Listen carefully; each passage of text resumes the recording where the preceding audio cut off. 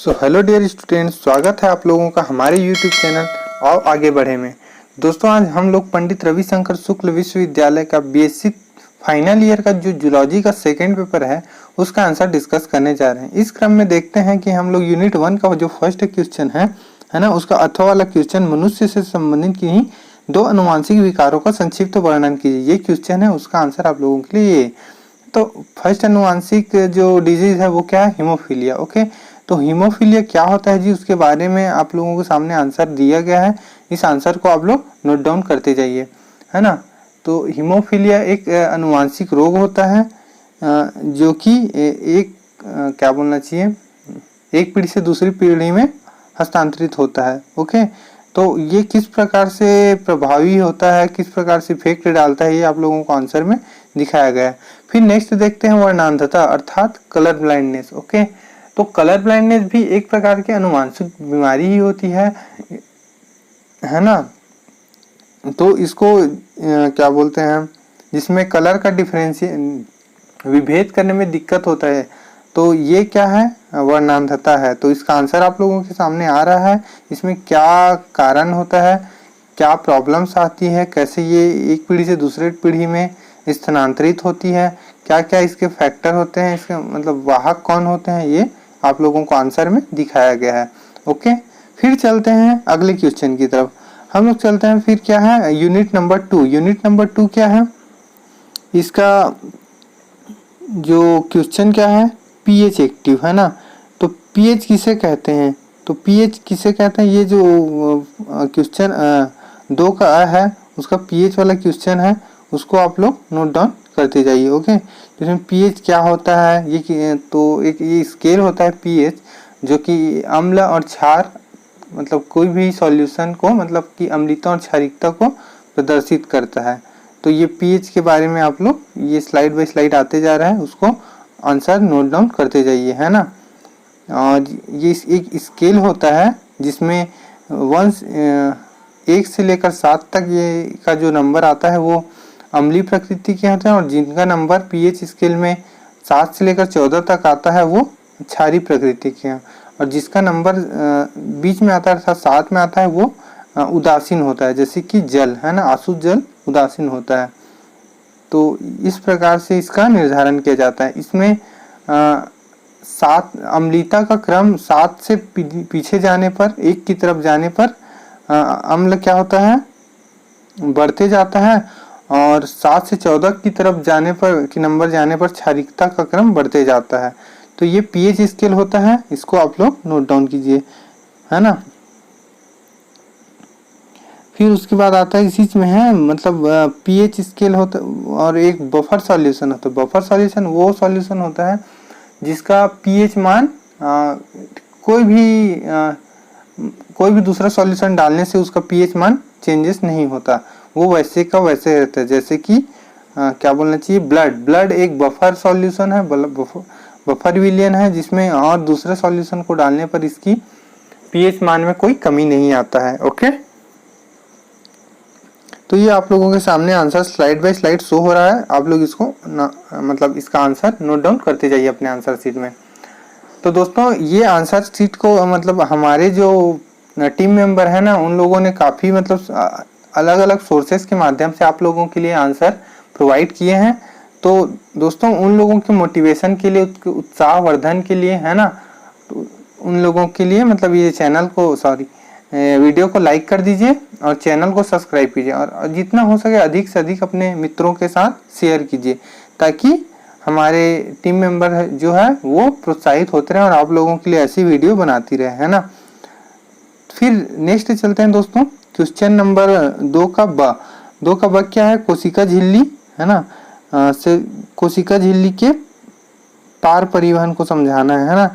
तो ये आप लोगों के सामने वो पारगम्यता होता है, जिसका परमिबिलिटी होता है ना, जो सेल मेम्ब्रेन, उसके बारे में आपको उसको डिटेल से डिस्क्रिप्शन देना है। क्योंकि ये शॉर्ट टर्म का क्वेश्चन है, तो ये इसको आप लोग एक शॉर्ट टर्म क्वेश्चन के हिसाब से बनाइए, है ना।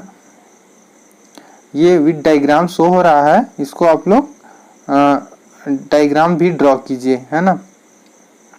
तो दोस्तों, कि जैसे कि मैंने बताया कि हमारे टीम मेंबर के द्वारा ये काफ़ी मतलब अलग अलग सोर्सेज के माध्यम से तैयार किया है। उसके बाद इसको हमारी टेक्निकल टीम ने स्कैन करके अच्छे से अरेंज करके इसको सेटअप किए हैं। उसके बाद ये आप लोगों के सामने प्रस्तुत हो रहा है।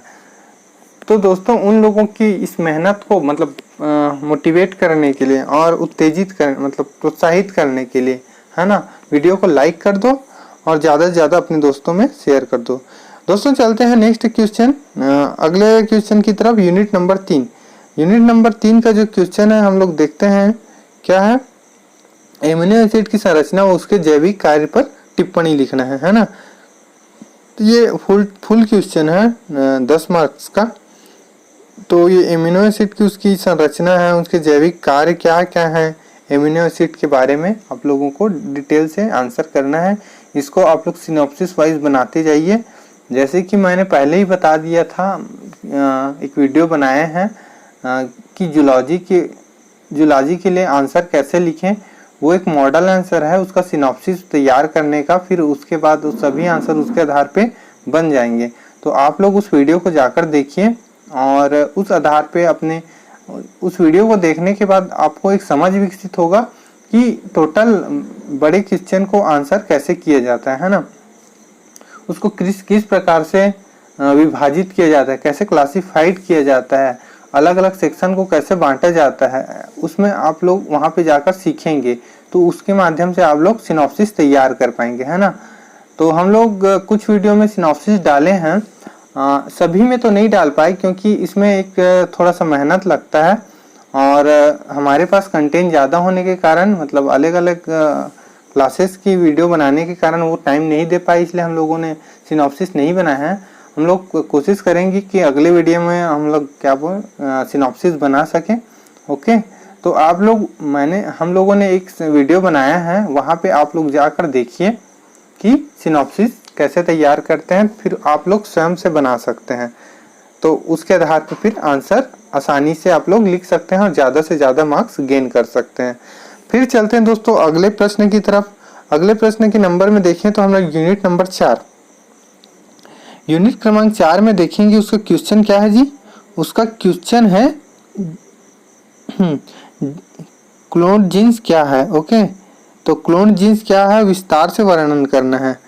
तो जीन क्लोनिंग के बारे में आप लोगों को डिटेल से मतलब फुल क्वेश्चन में आंसर करना है। तो जैसे कि मैंने पहले ही बताया था, इसका आप लोग सिनॉप्सिस वाइज क्लासिफाइड करके आंसर करेंगे तो ये ज़्यादा बेटर आंसर आप लोग इसको लिख पाएंगे। तो इस क्रम में देखते हैं जीनोमिक तथा डीएनए लाइब्रेरी, उसके ये एक पॉइंट है जिसको आप लोग इसकी परिभाषा में डाल सकते हैं, है ना। फिर किस प्रकार से जीन का क्लोनिंग किया जाता है, इसको यहाँ पे फ्लो डायग्राम के माध्यम से आप लोगों को बताया गया है, जिसको आप लोग नोट डाउन कर लीजिए। ठीक है। फिर जीनोमिक लाइब्रेरी का निर्माण कैसे किया जाता है वो आप लोगों को बताया गया है, को आप लोग नोट डाउन करते जाइए और आगे बढ़ते जाइए, है ना। जो कि स्लाइड बाय स्लाइड आप लोगों के सामने शो हो रहा है। तो ये पूरा जीन क्लोनिंग है, जीन एडिटिंग कैसे किया जाता है, जेनेटिक इंजीनियरिंग का ये पोर्शन है। तो ये एक विज्ञान के क्षेत्र में एक तकनीक उपयोग है, इस प्रकार से क्लोनिंग किया जाता है ना। तो उसको किस प्रकार से क्लोन बनाया जाता है किसी एक जीव का दूसरे जीव के लिए, उसको बताया गया। फिर नेक्स्ट क्वेश्चन की ओर चलते हैं दोस्तों, यूनिट नंबर 5। यूनिट नंबर 5 में जो क्वेश्चन है वो आप लोगों के लिए क्या है, इलेक्ट्रॉन सूक्ष्मदर्शी के सिद्धांत व उसकी संरचना का वर्णन कीजिए, है ना। तो इलेक्ट्रॉन सूक्ष्मदर्शी होता है क्या है दोस्तों, ये सबसे बड़ी मतलब माइक्रोस्कोप होती है, सबसे ज़्यादा आवर्धन क्षमता वाली। तो इसके बारे में बताना है ना। और क्या बोलते हैं, इसका उपयोग रिसर्च में साइंटिस्ट लोग करते हैं, क्योंकि ये बहुत महंगा पड़ता है, तो ये नॉर्मली अवेलेबल नहीं होता है।